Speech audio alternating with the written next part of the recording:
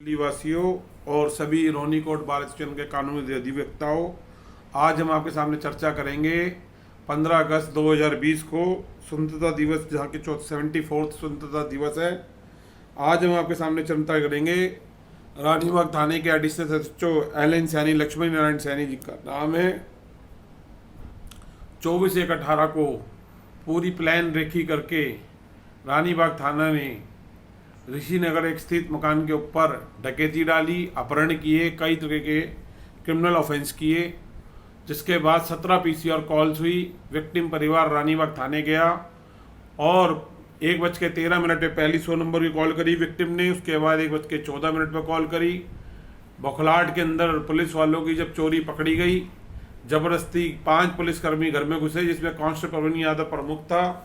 और इसका नाम पुलिस ने डीडी नंबर 18A में, डीडी नंबर 21A में, डीडी नंबर 26 है, डीडी नंबर 28 है, जो कि 24/1/18 को रानीबाग थाना में दर्ज हुई। और ऐसी और बहुत सारी, इन सब के अंदर उनको छुपाया। स्थानीय नेता, निगम पार्षद, अधिकारी, वकील सब रानीबाग थाना क्षेत्र में खड़े थे, पुलिस अधिकारियों के संपर्क में थे, ज्वाइंट सीपी तक के। लेकिन इसके अंदर जब पुलिस ने कोई कार्रवाई नहीं करी तो विक्टिम ने कोर्ट के अंदर 156 दिन की एप्लीकेशन में गुहार लगाई केस दर्ज करने के लिए। और कई एप्लीकेशन इस तरह की पेंडिंग है, जिसके अंदर inquiry officer L Saini Ranibagh थाने से, जो लक्ष्मी नारायण सैनी है, वो जांच कर रहे हैं। जो जांच के नाम पे सिर्फ सबूत मिटो रहे हैं, गवाहों को हॉस्टाइल कर रहे हैं और कोर्ट के साथ खेल खेल रहे हैं, जो कि एक बहुत बड़ा अपराध है। क्योंकि अभी सुप्रीम कोर्ट का हाल के अंदर एक डिसीजन आया है और आदरणीय सर्वोच्च न्यायालय का, जिसमें प्रशांत भूषण एक सीनियर अधिवक्ता के ऊपर कोर्ट के मानना का मैटर है। तो इसको सुनने के बाद मेरे को ये लगा कि आज मेरे को अपने अधिवक्ताओं, रोनी कोट बार एसोसिएशन के अधिवक्ताओं का बहुत सहयोग रहा है इस केस के अंदर। और ऐसे जो स्पेशलिस्ट हैं, कानून के अधिवक्ता और न्यायाधीश हैं, और ख़ासतौर से जो रोनी कोट न्यायालय के अंदर जो मजिस्ट्रेट हैं और जो आदरणीय मजिस्ट्रेट है और आदरणीय जज साहब हैं, सेशन कोर्ट्स हैं, उनकी जानकारी में ये विषय जरूर आना चाहिए वहाँ के कोर्ट के स्टाफ में। क्योंकि पिछले 700-800 हियरिंग जो पिछले 30 महीने के अंदर हुई हैं, उससे काफ़ी कुछ चीज़ें सामने उभर कर आई हैं। इस केस के अंदर लक्ष्मी नारायण सैनी ने कोर्ट से ये बात बिल्कुल क्लियर कट छुपाया। 21/12/19 को ऑनरेबल कोर्ट 101 में इसे एकता गाबाजी कोर्ट में रिपोर्ट फाइल करी, जिसके अंदर उन्होंने साफ साफ कांस्टेबल प्रवीण यादव का इस डकैती के अंदर रोल छुपाया। और जब इसके सबूत के अंदर, इसके कॉन्ट्राडिक्टरी में 3 जनवरी 2019 को विक्टिम ने फोटोए और सीसीटीवी फुटेज और आरटीआई की रिप्लाई दे दिए कोर्ट के अंदर, जिसकी जांच एसीबी पीजीए एनडब्ल्यूडी श्री रमेश कुमार जी ने करी। उस जांच में भी बहुत सारी बातें छुपाई गई, इवन पीसीआर ऑफिशियल के बयान तक छुपाए गए। तो ये सब कांस्टेबल प्रवीण यादव की जांच छुपाई गई। और इसमें यह भी विक्टिम ने कोर्ट के सामने गुहार लगाई और बताया कोर्ट को कि पुलिस का सारा जो जांच है ये पूरा झूठ का पुलिंदा है। क्योंकि पुलिस अधिकारियों ने ये बात बोला है कि यहाँ से ऋषि नगर में ये रेड करने के बाद ये लोग CAWM2 के पीतमपुरा गए। आरटीआई रिप्लाई में आया कि CAWM2 के पीतमपुरा में किसी भी पुलिस अधिकारी की, जो है इन्होंने जिक्र किया 21 में, आने जाने की कोई एंट्री नहीं है। दूसरी बात साथियों, मैं आपको बताना चाहूँगा, थाना रानीबाग क्षेत्र से 15 मिनट के बाद ये लोग जिप्सी के अंदर DL1 CM 4208 पर बैठ के रानीबाग थाना पहुंचे। वहाँ पे SHO प्रवीण अलावत आए, रानीबाग थाने के जो पूर्व SHO है, जिनके खिलाफ 124/18 FIR दर्ज है और 10-12 पुलिस वाले सस्पेंड हुए इसके अंदर। और एक 184/18 भी उसी थाने से दर्ज है, जिसके अंदर जो इसी रेड में कांस्टेबल अजय, कांस्टेबल प्रवीण यादव, अन्य लोग थे, वो उस के अंदर शामिल थे। रानीबाग थाने के सामने APJ स्कूल के बगल में अजय अपार्टमेंट है, वहाँ एक्सीडेंट करके भाग गए आदमी को मरता हुआ छोड़कर। ये इन पुलिसकर्मियों का हाल है रानीबाग थाना क्षेत्र के। एक ऑर्गेनाइज्ड नेक्सस मैं कहता हूँ ये लोग हैं। और मैं ये कहना चाहूँगा साथियों, चर्चा करना चाहूँगा कि एक झूठी रिपोर्ट, झूठी DT एंट्री थाने के अंदर, सरकारी वर्दी, सरकारी असला, सरकारी जिप्सी, सरकारी कार्यालय, सरकारी वर्दी, दिल्ली पुलिस की छवि खराब करने के लिए इन लोगों ने एक झूठी रिपोर्ट और DD एंट्रियां बनाई और संबंधित न्यायालय में, सेशन कोर्ट तक इसको फाइल कर दिया, क्योंकि बहुत गंभीर अपराध है। इन्होंने ये बात बोला कि CAWM2 के पीतमपुरा गए, जो कि अपोजिट डायमेट्रिकल डायरेक्शन है, और वहाँ SI नवीन मिले और उसने इनको ये बताया कि जी वहाँ भी गाली गलौज वगैरह के बारे में, अभद्र व्यवहार का जिक्र किया, जो कि पूरी तरीके से झूठ है। क्योंकि जब कोई व्यक्ति वहाँ पे गया ही नहीं, पुलिस वहाँ से निकल के सीधा 15 मिनट 1:45 के लगभग रानीबाग थाना में गए और उन मोबाइलों की लोकेशन भी रानीबाग थाना क्षेत्र की आ रही है और जो 17 पीसीआर कॉल्स हुई उसमें से काफी सारे कॉलों की लोकेशन थाना रानीबाग क्षेत्र की आ रही है। लेकिन पुलिस अधिकारी सारी जांच को छुपाने में लगे हुए हैं और कोर्ट को गुमराह कर रहे हैं। कोर्ट का ये अपमानना है।